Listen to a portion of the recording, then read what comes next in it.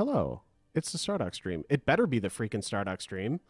It was supposed to be the Stardock stream 12 minutes ago, and now it's not. Or then it wasn't. And hopefully now it is. Anyway, I'm Adam. That's Paul. Is it showing up on your computer? Well, you got to give it a second. It always lags. It goes into the Twitch servers, and it re-encodes, and then it broadcasts. Anyway, that's Paul. He is skeptical. I think we're talking to ourselves. Hopefully. Hello. Hopefully not. Hello, I'm Paul. Let me secretly unveil all of our secrets, since no one will ever hear them. There's nothing in the chat. Nobody says they no, can see people it. in the chat are not seeing it. I'm not seeing it on the laptop. Yeah, usually Oh my it gosh. just pops up. Yeah, I mean, usually it does take a minute to kind of make its way through the tubes. I know this is, everybody already said this, but is it worth it trying powering off and turning back on? It might be. I am so annoyed. What the heck is going on? And do we need to do that here, or do you just pipe this over to there? Yeah, it doesn't This have anything to computer's do with really that. No, not. this is, I mean, I can see the. All right, I'm going to turn it off and back on. Oh my God. Oh, wait. Wait. What? It It might be going. I'm getting an ad anyway. Oh, man. So, anyway, this is the Galactic Civilizations III dev stream. It's a bit of an adventurous dev stream today because we're having some technical difficulties with Twitch. I see an actual stream on my laptop, so I think we're good. I'm Adam. That's Paul. He's the lead designer. Don't. Well, your phone is not my problem, Paul. All right. As fancy as it may be. I just don't believe it's actually happening until I see it. All right. So anyway, apologies everybody. It took us an extra 15 minutes to get on the air today. Do they say? I want somebody to say from the chat. Oh yeah. Hello, Oh no, you tons see of us? people on the chat are seeing us. No, we're good. Okay. We're All good. right. Now I'm officially going to be paying attention. Actually on the clock and not talking about. All right. You guys missed all the fancy secret things that we were going to show you. Now we're just And going to talk about my review of the iPhone 6 Plus. That's right, which is too big even for Paul's big old dude hands. I Yes. believe is the ultimate. But beautiful and has an amazing camera. Hold on, were you talking about the iPhone or your hands? Both. Okay, fair enough. All right. So what were we talking about? We were actually going to start talking about the game. People were going to ask questions, and then we realized no one was hearing us. Well, you guys are asking questions. I was eavesdropping last week. Well, you guys, while driving down the road, and actually it was Maryland, it was Virginia, not Maryland. I stopped at a 7-Eleven to yell at you.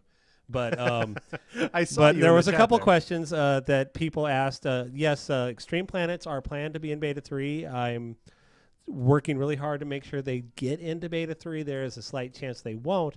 However, they kind of need to be because one of their biggest super abilities is that they can colonize the base level of like the first three versions of Extreme Worlds. Oh, really? Okay. So it's a big deal. So they can it's go like their colonize- superpower.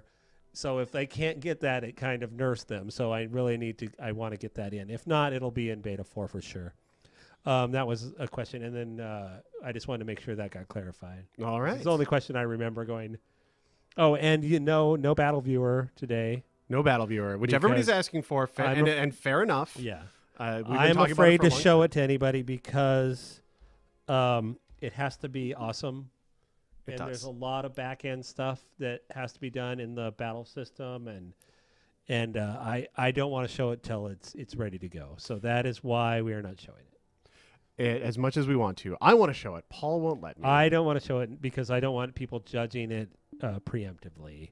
Which is normally I'm the one banging that drum here. Yeah. But today it's Paul, and I forgive him, and I hope you do too. So let's see. We had on that tip actually, we had a good question on the forum from Larson X, who's one of our very prolific posters, who's around, and we appreciate his support very much. Asking that he was having some issues where he was seeing like kind of weird results out of combat, where like he had a fleet with a bunch of beam attack and a bunch of missile defense, And the beam ships were killing them. no, and then he was attacking Drengen, and they had a bunch of missile attack and missile defense. So he was saying like he should have been winning the rock paper scissors, right? Because he had defense to their attacks, but they didn't have defense to his attacks, and his overall And yet stats he were was better. still winning. And yet the bad guys were still winning. So it was very I would have to see the battle. It's just one of the Okay. reasons why we need the battle viewer. Sure. You'll be able to see who hit who and what. But you got to remember, one of the primary differences in Galciv 2 that is not obvious currently is that we now have weapons range and speed and things like that. Oh, sure. So if your weapons are lower range and you fly up and they pound you to death, also, and I'm fixing this, I've been reluctant to fix it because, like I said, the battle viewer isn't in, so I can't really debug exactly how battles are playing out. But one of the things is that beams tend to be a little lower power, a little lower damage than missiles. Missiles are the highest damage thing right now, and that's on purpose, but they're also the shortest range.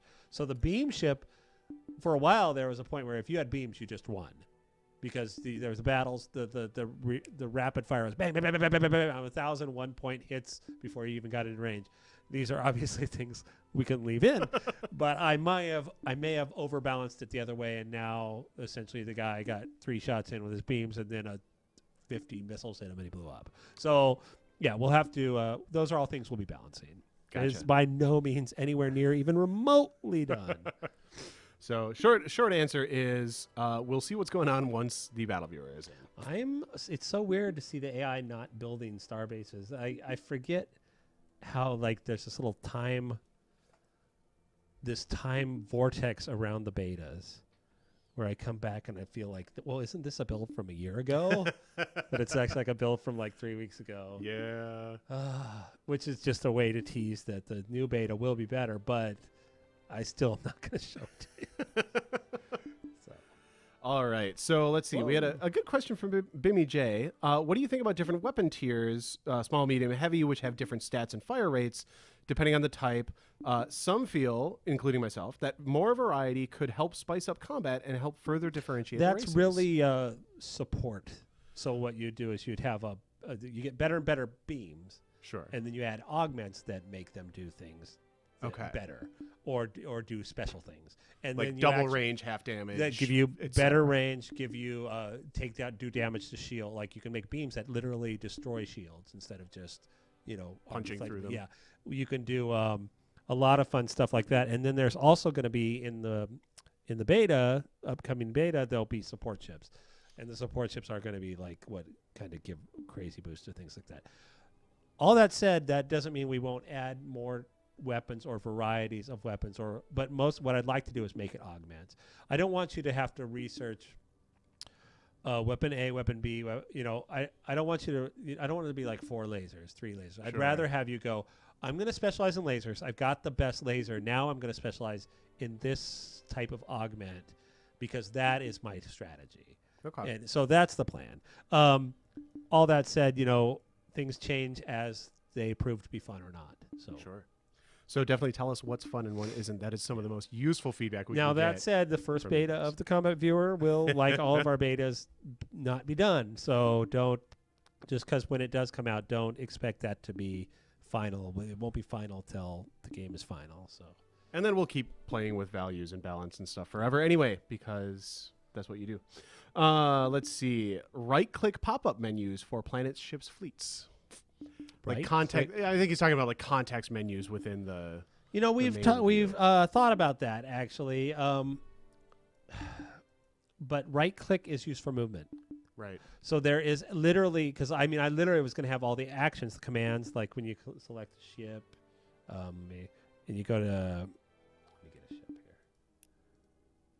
I apparently have a bunch of lost cutters. That's a good day for me. So. Oh, they're all stacked. Are they? Okay. So I click this ship here. I go to command. Here's Explorer, Century, blah, blah, blah. Yeah. I was thinking we make it so you right-click on this guy, you right-click on him, and you say command Explorer. Sure. And I was like, this is brilliant. I don't know why we never did this. And then I realized, oh, God, now I can't even remember. That right-click, that because right-click is move, putting a context menu on it doesn't work so well. No, but there's a very specific example that breaks it. I'm trying to remember what. It's like when you have a ship selected and you want to go tell your planet to switch governors, and you right-click on the planet, and then crap, I just told my ship to move there. How do I attack somebody?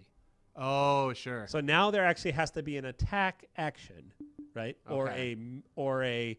So now, yours is really good too. I go to the planet and I say, right click, but I have a ship. So no, well, we'll just unselect things. Well, now what ship did I have select? So it creates a big.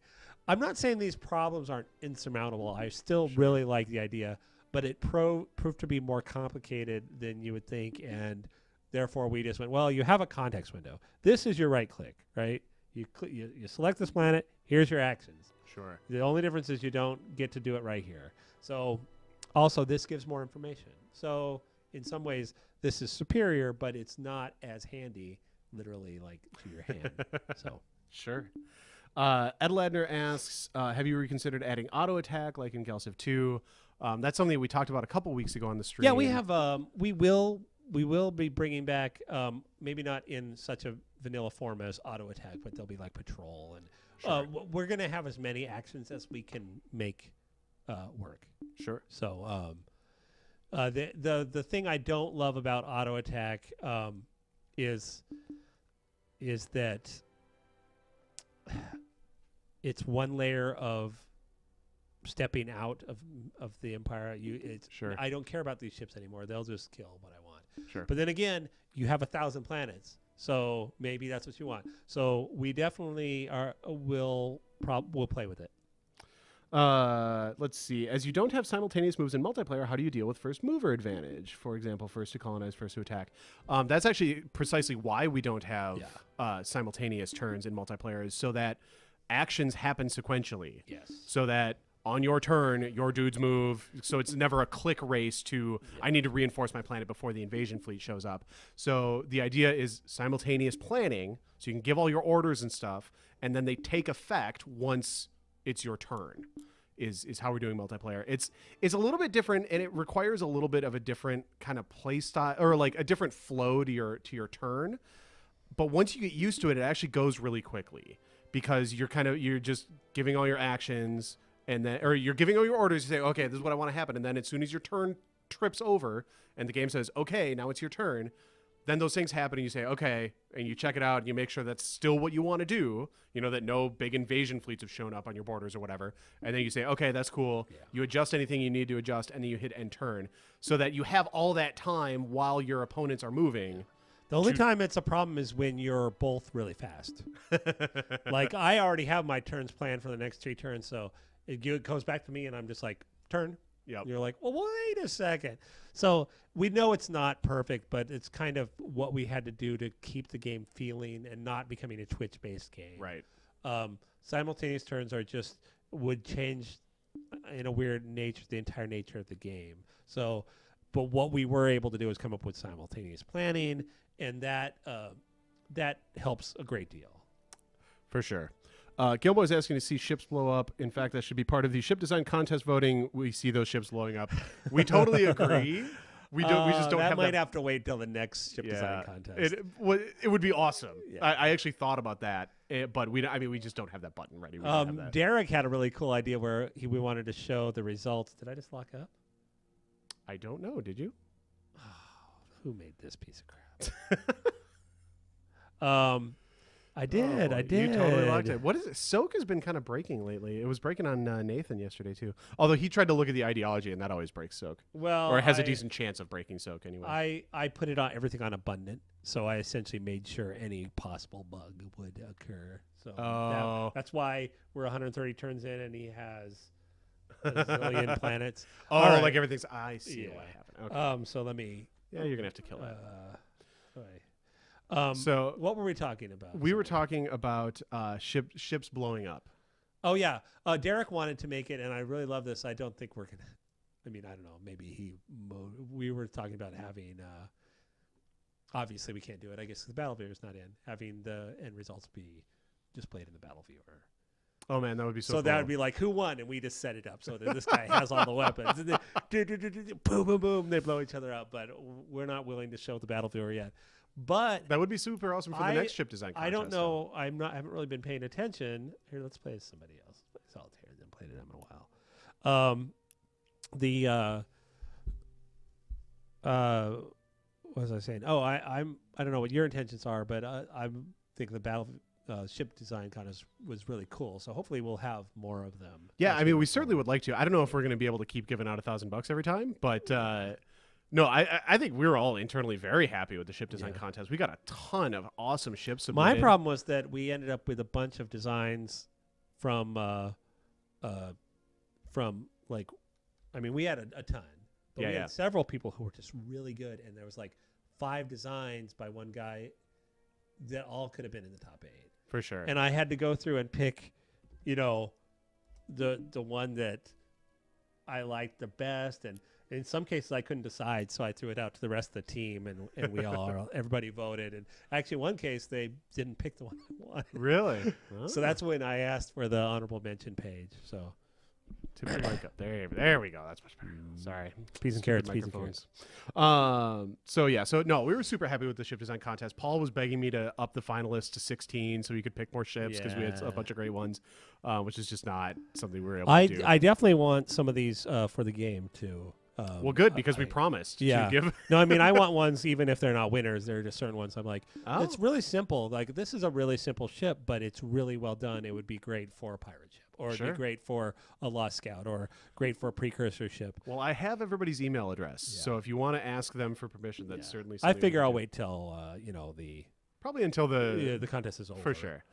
Which voting is open, by the way? I think round 1 is pretty close to decided at this point. Tez Megorian has a pretty commanding lead. He's one of the people who had like 5 good ships. So, but his ship is super cool. Yeah. And so is the other one. You know, the John Rogge ship was also super cool. Like, we had a ton of them, and I was surprised. There's a lot of subtlety. I almost wish there was some way, maybe in the future, we can do this for people who have the game or something, because you really need to.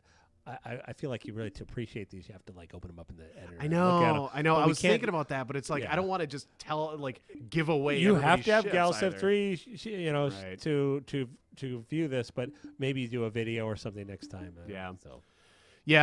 Someday when we have more time. I did. What ended up happening was that I didn't build in enough time between submissions ending and finalist picking and vote starting.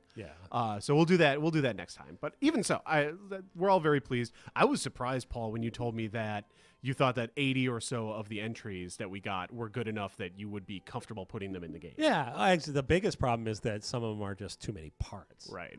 It's like, this is awesome, but I don't want these running around in the game. Now, if it's a precursor ship and there's only ever one of them or something like that, then okay, cool. But I don't want the Lost pirate Defender, and there's 30 pirate and there's 30 ships made of 50 parts, symmetrical. That can be a drag on the game. For sure. I'm super behind on questions. I apologize, everybody. We are getting to them as we can, but there's stuff we like to talk about, so it's all good. And some of these are big questions that take a few minutes to answer. Let's see. Can you describe in more detail how you plan to change the approval system? I know you've been talking about changing approval it's for funny. a while. We've already changed it, so I just forget that everybody doesn't know this. Okay, so we essentially went to a more traditional model because in Galactic 2 it was all based mostly on spending because we had a tax slider. Well, we don't have a tax slider. We don't even have. I mean, we kind of use this as a tax slider, which is what I was trying to do, which is what is in this game, where I'm losing money because I'm putting all my money in manufacturing, therefore people are mad. And then you could raise that back up and everybody would be happy. And then so it was just too convoluted. So what we're essentially doing is your population versus goods and services, which is a new stat. It's essentially like luxury in Civ. All improvements, all approval improvements give goods and services. There are techs that give goods and services. There are racial traits. We need a better name for that because goods and services is super It was boring. Brad's name. I don't mind it, honestly, because I was originally calling it approval. I was like, why don't we just call it approval? And there are approval points, but that's kind of boring. It's just a string. We can change it. But, okay, so it's called goods and services right now. So if I'm content, if I have a content racial bonus, I am happy with less goods and services, so I get an approval bonus. So now if you have 100 people on a planet and you have 100 goods and services, you have 100% approval. Oh, so it's literally, is it literally the divide function right now? Well, it's the difference, yeah. Plus, I mean, there's bonus. So I could literally have 50, but I have a 50% bonus to approval. So it's the same as me having 100. So yeah. So the good news is you build a embassy and it gives you 6. You go, oh, I can support 6 more people and still have 100% approval. Oh, that is a little more straightforward. Right. My capital already gives me 6 or 10 or whatever. and therefore I can have a 10 population without any hit to approval. I get up to 20, it starts to hurt, but then I added a influence thing, and then there are still percentage ones too. So you can have recreation centers on star bases. So if you play your cards right, you can have 1 or 2 approval improvements and keep your approval high enough up to where everybody's happy.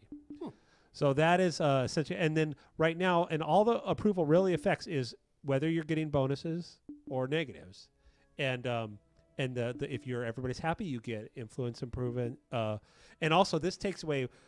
We used to have a problem where if you were losing money, I couldn't penalize production. If you were unhappy, I couldn't penalize production because it would create a death circle, right? So now I can.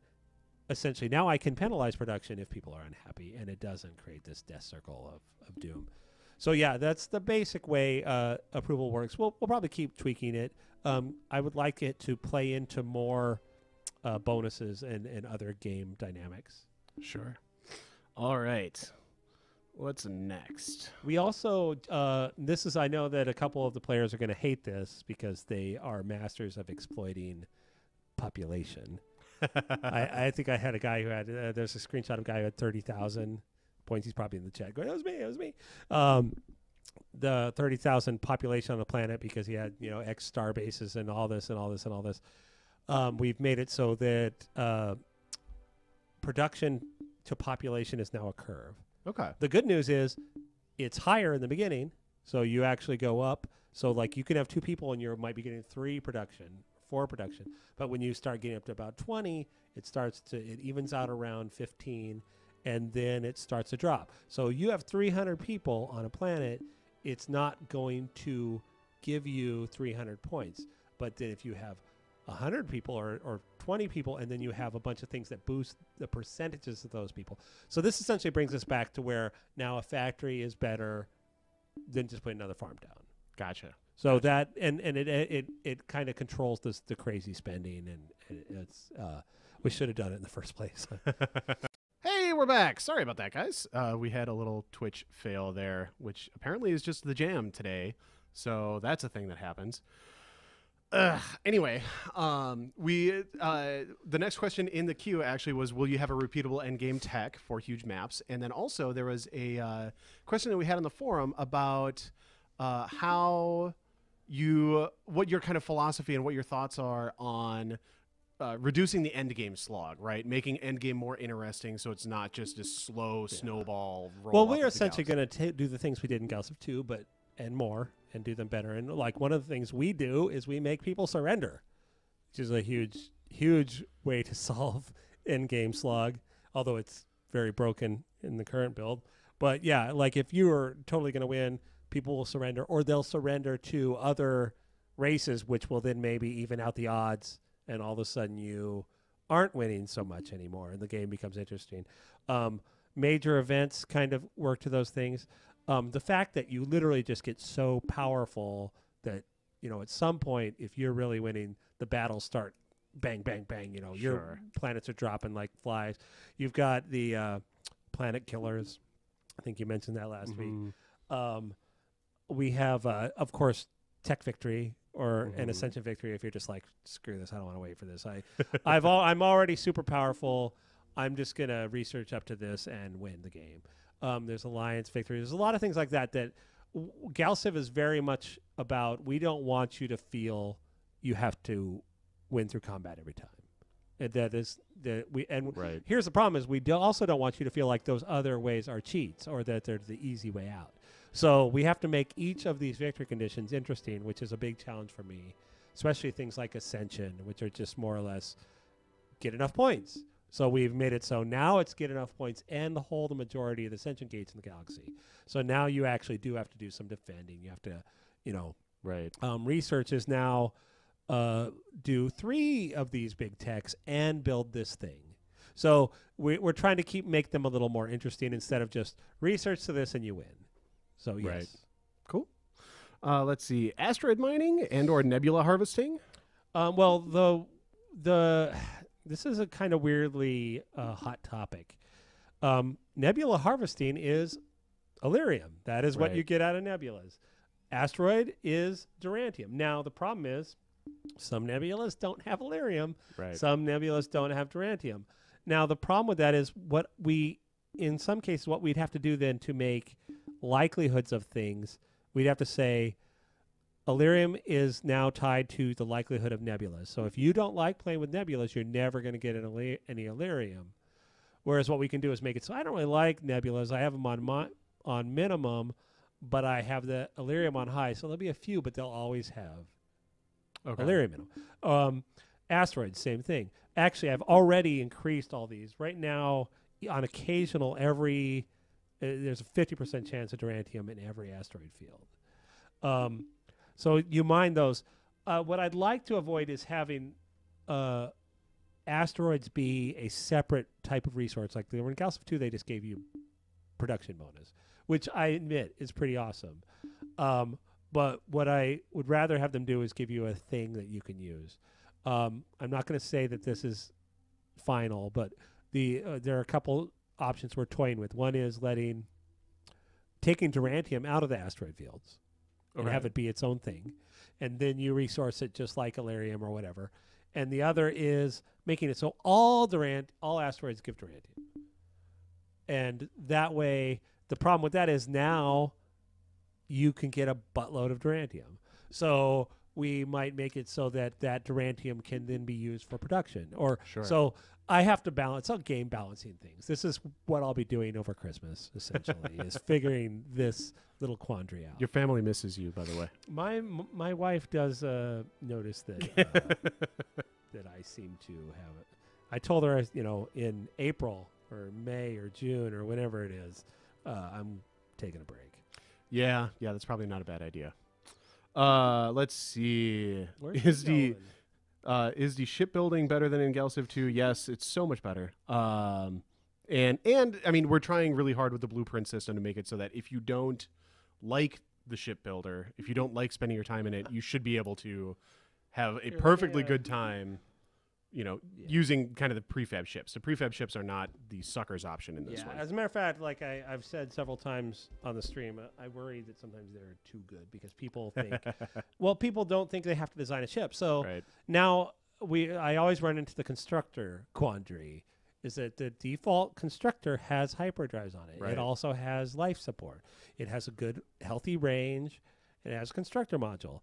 But it costs twice as much as... I just want to build a ship one tile away from my planet. It's like a goat and a freaking hauling so a now constructor module. The advanced player goes, okay, I'm just going to build a cheap constructor, which is literally like the cheapest hull with a constructor module on it. And I just save 4 turns of ship or whatever early game. But the problem is now, holy crap. You might just have They seem to be trading. Oh, nice. You might just have to suck it up and add those cheap versions in. I've added them for the AI. The AI has. You did add them for the AI. But it's such a big advantage early, but the thing is, like, the other thing is literally never want to build them later in the game. The other thing is just to take the engines and stuff off the base constructor, which is what you do. But like every advanced player ends up doing that and then saving that as a ship and then using it anyway. Yeah, so it just kind of ends up being a newbie trap. But there's a million exact examples of this type of thing. Sure. It's like, well, I obviously just want something to defend my planet, so I'm not going to give him any drives. He's just literally. I have a ship that in Play Galactic 2 I call like cheap defender. That is literally like the cheapest hull with as many weapons as I can put on it, and I build those and station them on my planet so that the AI will go, oh, he's got a bunch of weapons. That's kind of cheesy. These are the types of things that I'm trying to learn to counter in Galactic 3, but it's a valid tactic. You want essentially, I need the most gunpowder, the most firepower for the buck. But I also don't want to design a ship that is, oh man, every ship I build has no range, and now the range is broken in the game. Right. So I mean, I get Alan bitches at me about the constructors range, and then it's like, well, okay, we'll make range bigger, and that just breaks something else. Right. So it's balancing. Yeah. But yeah. Anyways, ship design is like I said, these are all ships that the AI has unlocked. There's quite a variety now of things that the AI gets just by default, and he will upgrade them as he unlocks techs. In Galciv 2, there was literally just a core set of ships that the player could draw from, and then you had to design your ships. Right. Period. There was in Twilight, we did add a thing to let the AI design it, which is similar to what the blueprints do. So, but the problem is now we're giving that to you from the get-go, and I worry that people will be overwhelmed by the amount of ships they have. Sure. So there's a even just with the blueprints, there's a lot of ships in that list. There's 27 or whatever. There's 5 of each size up to medium, and then 4 of each size above that. So, I mean, ultimately, like once support ships go in and once the battle and then viewer there's is in, support ships. So and there's gonna be then you're another gonna like see- 8 ships. I mean, you're gonna the short version is like you're probably gonna want to design your ships at least from a capability Yeah. standpoint to a certain extent. The pro player is going to want to design their ships. Right. Now, Now- they may use those same ships from then on forever. Right. For certain tactics. The That's problem is kinda what I did in don't Legendary Heroes. want to be the one who designs. You're playing this type of game. Here's the ship you want. I need the player. I want the player to be able to decide that. But we also want there to be enough fun ships.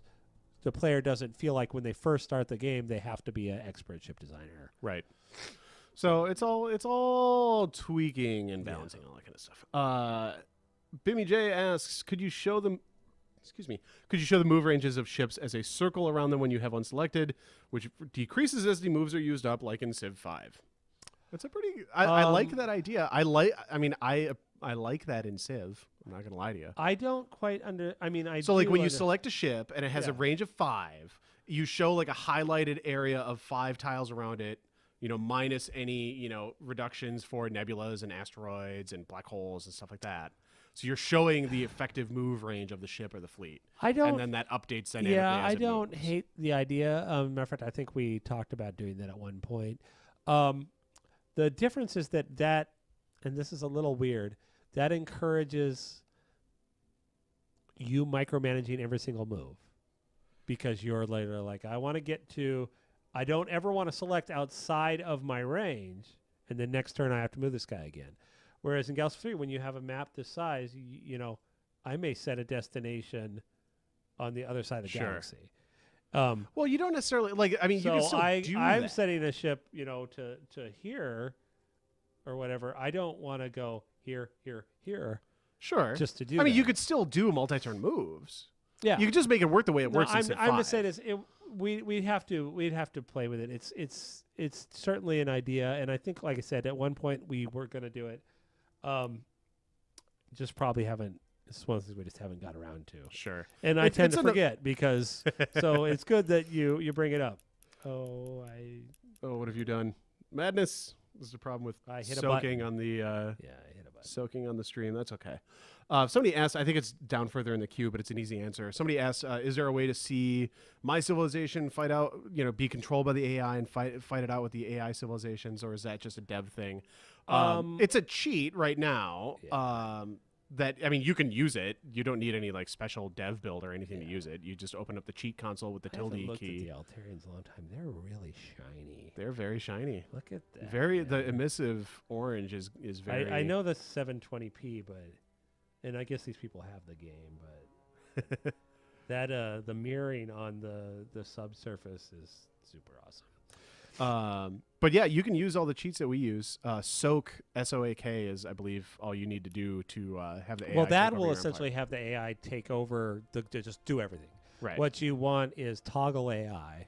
Okay. If you do toggle AI and then it's hit turn, then the AI will just start moving for you. And then it won't move again until you hit turn again.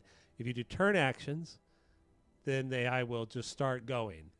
And if you do soak, it does that plus a couple other Okay. little cheats. So there you go. Let's see. I don't Will know if WASD doctors be assigned to recommended map movement eventually? I would love WASD. camera Everybody control. has asked for that, and yes, we will probably get around to it. I know we just put it in Sorcerer King, so Yeah, it's- well, the problem is Sorcerer King is not hexes. yeah, that's true. Hexes is a little different because Well, if which you're way keying I it go specifically to hexes, I mean, is there a reason no, that when you I need go to? W, which directions I go? I mean, you should just be pushing the camera north, just like you would, just like you were you mean dragging for it north. movement? No, yeah, just movement of the camera. That's all. No, okay, yeah. Yeah, not for moving your ships and stuff. I thought for moving your ships. No, I was no, like, no, no, camera that's control. yeah, because we were able to do that in Galciv 2, Right. with the number pad. Sure. It's a lot harder to do now that Hex is one of the few things that is actually harder. Well, actually, from the code side, the coders are laughing at me. The code side, lots of things are harder on Hex. How do ideologies work? Are they like social policies from Civ 5, or are they much different? They're quite a bit different. They're quite a bit different. They're more about accumulating. Your actions give you the points. Right, so it's not, you don't like accumulate, like in Civ 5, you accumulate culture. Once you hit a certain number, then you get to pick a social policy to unlock. Right, in Gal Civ 3, you get points toward an ideology based on resolving events. Primarily right now it's colonization events. We're going to have a lot more events that get added to the game as it goes on. And then I believe there are some buildings that add ideology points. I might have to nerf those actually, because as we get more events in, I'm worried that it would be too easy to just build a thing and get all of them. And especially with some of the stuff that you can get through ideology, there might be some things that are similar to like the old civil service redoing slingshot. the ideology screen substantially. I was hoping to have it in beta 3, but it probably won't be until beta 4. The basic idea behind it, but just the way it's presented and stuff, we're just not happy with the pyramids, and so some of that stuff is going to change. But the basic idea is there. We also have to get it so things are balancing by map size, by planet density, by difficulty. So those are all things that we'll be working on. So they're quite a bit different, and the idea is that they give you really cool stuff that's not just like what the tech tree gives you. I worry that actually even right now, and I know that they're pretty awesome, some of them pretty awesome, that they're still too light. I'd like to get some beefier things. I'm all for it. I like adding crazy stuff to the game. So we can always make them too powerful and then nerf them. That's right. That's apparently interesting. when you play on abundant planets, the game map fills up quite fast. It seems to. The AI loves to colonize. That's for sure. You know, which it should. We just fixed it to where it's building star bases, and right now it loves star bases. So we have to rebalance that. Where it's like it'll go out there, and because it's a computer, it can nitpick exactly the right formations. It's like I'm gonna. It knows exactly, whereas the player has to be like, well, I think this is the best place. Right. The advanced player will eventually develop like patterns or whatever. But what's funny is you can have a perfect pattern for how to colonize around a planet, and then an asteroid field will be in the wrong place and it's ruined. So whereas the AI didn't have that problem, it just goes, move to the next one, move to the next one. Here we go. What about adding unique, super awesome ship parts to the game, which can be found in space junk and can be used in the ship designer afterwards? That's kind of interesting. Well, parts, That's not components. Because we are going to have. I'm going to have some components and stuff that are, especially in the campaign, that are unique to unique items. Now, specifically, parts meaning physical parts that are like a design laser parts. or like a super doom ray or whatever. It's like there's only one of these in the map. You only get it if you do this thing. Right.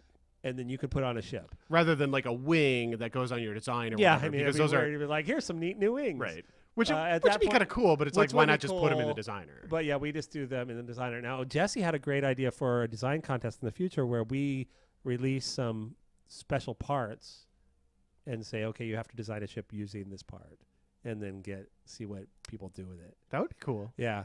So we have some fun stuff like that. I would love to. That would be a fun way to do a ship designer contest, for sure. Yeah. What about an in-game ship store with top downloads and staff favorites that we can download? I don't know about the in-game part, but we will definitely be, and it's not a store because we're not selling them. Right. But yeah, we're going to do all that through Steam. So you'll be able to go through, and it'll be curated and rated. So, as a matter of fact, not only that, we want the AI to actually use them. So the AI will be like, hey, this everybody loves this ship. The Dren is going to use it, or the pirates are going to use it, the Preguers are going to use it. So that'll be fun too. Any chance of Gal Civ 3 having its Genesis torpedo? No Star Trek 3. Although I had Star Trek 3 was the only Star Trek I had on VHS as a kid, and so I know Star Trek 3 really annoyingly well. I did it again. Why do I do this? And it's still better than the latest stupid Star Trek movie that was terrible. Oh, you're a hater. I'm a hater of that movie because it made no Star Trek 2 dang is sense. The best, obviously. Well, obviously the superior Star Trek movie. Obviously. I broke the game again. Well, Paul. Yes. So maybe we shouldn't. Problems. Maybe we should. It's just the easiest way to answer questions. It is. Anyways, I'm going to restart while you guys ask All me right. another question. Let's see. Currently frustrating experience. Oh, yeah. This is the same thing. Currently a frustrating experience. Computer colonizes every planet with very quickly. Blah, blah, blah. Everything's just a race to colonize everything. And we've talked about that. Yeah. Extreme environments are going to help that a lot. Yeah. Because Well, honestly, there just won't be as is many. always a race. There's always going to be. is. That's Oh, a for whole. sure. We call it. I mean, the colonizing way. That is just something that happens. Honestly, that's one of the things that range is for. If you're on a larger galaxy, you know, range is huge. Range is huge. There might be planets out there that no one has found. Like 500 turns into a game. But on a small galaxy, yeah, everybody grabs up, especially if you have enough races, grabs up the planets right away. Now, like I said, extreme planets are going to address that. Let's see. We've already played him. We've already played we haven't played the Dread. By played, I mean soaked. So extreme planets will address some of that. Range addresses some of that. The sheer ability to do negotiations and stuff will address some of that. Whereas people right now are, it's the rush to war. It's get the resources fast. So that's primarily balancing. That's my nightmare. That's your Christmas. Congratulations. For the ship build list, can we have tabs and categories? I know that we've talked a lot about how we're going to kind of organize that, at least in this screen, or not in the designer screen, but at least in the... This one here? I think he's talking about in like the shipyard screen more so than the designer. This is I am. No, you're in the designer. It looks similar. Because once you have a bunch of ships, that does get pretty unwieldy. Yeah, we already have some filters, but they definitely can be done better. Yeah. I mean, that's definitely one of those things that isn't apparent when you're playing the game to start with, and then, 100 turns in, you have a whole ton of freaking designs, and it's a pain in the butt. So, yeah. Well, also, and that's not including all the ships that the AI retires. Right. I mean, that the blueprints retire. If we showed every blueprint, you'd have 5 zillion ships by the end of it. For sure. Let's see. Going through the forum. I think we're down to the lightning round, by the way. So if you have any questions that you want us to get to before the end of the stream, preferably quick ones, not like what's your philosophy on life, the universe, and everything, throw them in the chat. We'll do a lightning round before we shut it down. Going through the forum right now, checking to see if there's anything else going on here. Let's see. How do you apply for internships? I'm not really sure, because Brad's been talking about how he wants interns specifically for data entry type stuff. I'm not really sure what the plan is for that. We should clarify that, I think. That would be good. A bunch of questions about the battle, which is all going to be sort of determined. Those are just going to be answered once we have. Yeah. We're still working on it. I mean, honestly, we have a plan, we have a design, but this is the point where we start breaking our own design. Right. So that's one of the reasons why we're reluctant to talk about it, because there are things in the design we're like, oh, this is awesome, it's going to be awesome, and then what if it isn't? And we promised this to everybody. Right. So, yeah, we're still working on that. Lots of stuff for the battle still coming. Sure. Question about modded buildings. If you add in modded buildings, will the AI take any advantage of those? Depends on how well you mod them. But yes. The AI builds by type. It doesn't build by the specific thing. Oh, so it's like, I need to build a factory. It's like, I need to boost production. This is a production improvement. It's a production hub. Okay. Like, it'll literally go in and go, they're actually governors, so this is something else you could mod eventually, where the AI will literally go in here and say, it'll look at this layout, and it'll go, you guys can't see my hand, but I'm pointing at the screen. It'll go, this is great. I'm going to build a bunch of manufacturing on this, and I'm going to terraform this tile, and I'm going to build a thing there, and that will give me the power plant or whatever. The ultimate version of this. And they'll go, I've got 3 here, but there's a bonus here. So the AI will know, like in this case, it would definitely put that there, but it'll do the counts. It'll do research there, but it will actually count up all the bonuses. So if you ever see the AI build like a factory on a farm, it's because it has realized that it's going to get more on a farm bonus. It'll get a bigger level bonus from the 2 other things it's going to build than it would from that tile. But as a rule, the AI will always use the tiles. It's very smart. And once terraforming is being done by the AI, it's going to be kind of scary. It's not perfect yet because I designed the governor blueprints, and they are not perfect because we are constantly changing what things do. So right now you'll occasionally see it like stop and it'll go, wait, I'm not going to build anything here because I'm waiting for approval thing, and I have no approval tech. But it has a reason why it does that. Whereas a player often, I mean, advanced players won't do this, but a new player will feel like they have to fill up their first planet with factories and research, and that's actually a bad idea. You'll end up hurting yourself. So. Well, and maintenance is still really high on a lot of buildings Yeah. too, so you can really cost yourself a lot of money, which currently screws your approval pretty good too. Yeah. Well, it'll just screw you in general. It won't screw you. But I mean, like I said, now that right now I think that money is actually at a pretty in internal beta, money's at a pretty good average. Okay. If anything, it's a little too like the AIs are now getting really rich because they build all these economic star bases around their planets, but there's still one more missing cost, and that is starbase maintenance, which will be coming in. And I can't really balance anything until all these things are in. But once that's in, we're gonna have we'll probably do another pass, but it's starting to feel better. So I'm pretty happy with it for the moment. So cool.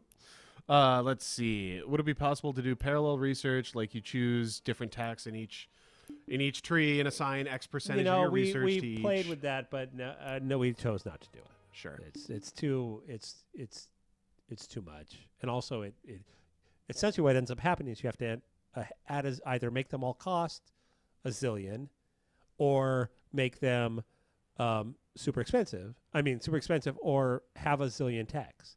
Right. And when you have a zillion techs is easy. Having a zillion interesting techs is hard. So it doesn't really add much, and it also takes away a choice, right? Sure. If you just say, I want a little bit of this and a little bit of this and a little bit of this, you're just going to almost always play it safe. Sure. You know? All right. Ship combat still scheduled for December release? Yes, it is. It is mid-December is what we are looking at for releasing that. So it will not be December 31st. Unless we change our minds. Reserve the rights to change our unless minds. Paul just cannot get happy with the ship or with the combat viewer. I like I said, this is the reason why I'm not showing it today is I really want it to be great, and I don't want people to judge it.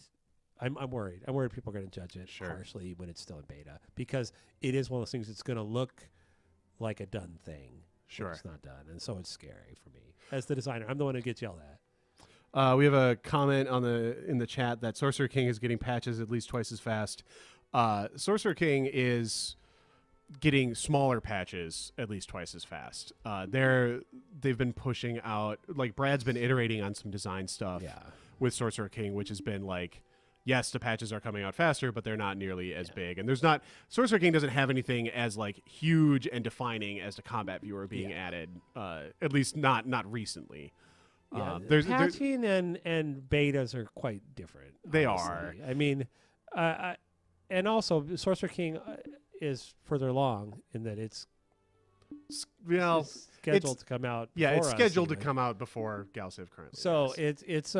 It's closer to release. It's also based on a finished game, right? Whereas we're literally building. I mean, we have been building everything from. There's nothing in Galciv 3 that is from another game, right? So, you know, we are like, oh, oops, we have to stop everything and make it so that you can outline ships in the battle viewer, you know, whereas these are things that are already in a finished engine. We need to fix our font system. There goes 2 weeks. Oh God, that was more than 2 weeks. That was a nightmare. Yeah. So I mean, it's not that Stardock is focusing on one or the other. They are two separate teams. Yeah.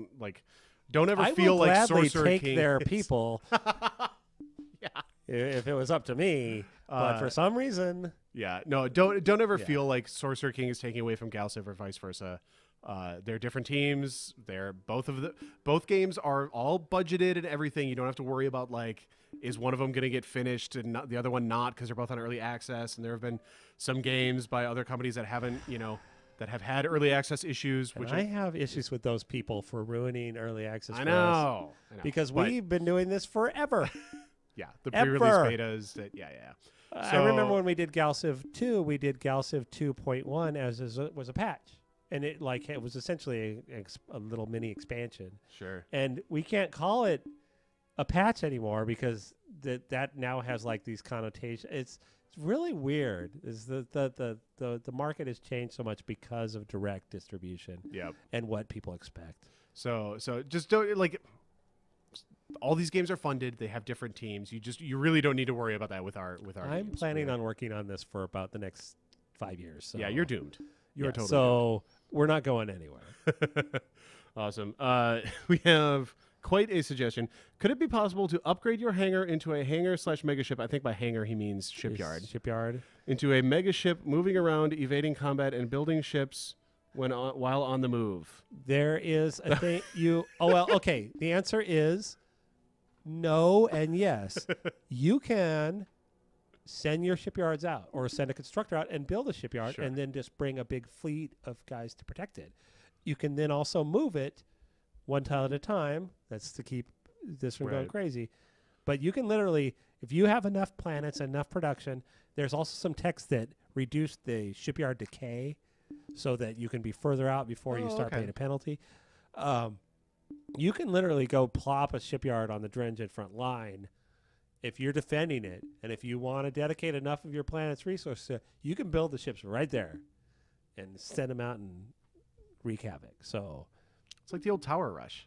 Yeah, it's way less cheesy than the old Tower Rush. The thing is, we want that. We want a cool exploit, but it also can't be overpowered. Right. So yes, you can do that. We already have people. I mean, if you think about it, every time you I play, every time the AI is doing it these days, every time you build, 3 or 4 planets powering a starport or a shipyard, and those planets are really powerful. You crank a ship out once a turn, bam, bam, bam. Now move that shipyard closer to the front.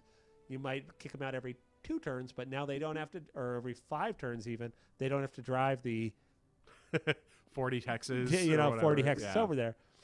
Sure. So, yeah, we're definitely playing with that. Star-based decay is one of those things that we're going to definitely balance. I worry right now it's a little too harsh. And it's pretty harsh right now. Yeah, it's after. The problem is I meant it to go down 1 point per tile away, but right now it goes down 10% per tile away. That's quite a lot more. 10 tiles away, you're getting nothing. Yeah. So you get 1. You always get 1. So we have to balance that. But I would actually like to tie that to a tech or to something so that you don't get that immediately, and so you have to actually earn that ability. So it could be a logistics tech. So cool. Well, that's I think what we're going to be able to get to today, everybody. Thanks for coming. Sorry again for the technical difficulties today. It was a little challenging for whatever reason. So I apologize for that. Hopefully that'll be all sorted by next week. Actually, not next week because we're not going to be here because it's Thanksgiving week. So we're actually taking. Show up. Just the day after Thanksgiving. What you got? What do you got better to do? Oh gosh, I actually have annoying doctor things I have to do. But no, so we're actually gonna be off next week, streaming wise. We're gonna be here through Wednesday. But sorry. Go ahead. One thing I brought this up when we weren't recording. Yeah.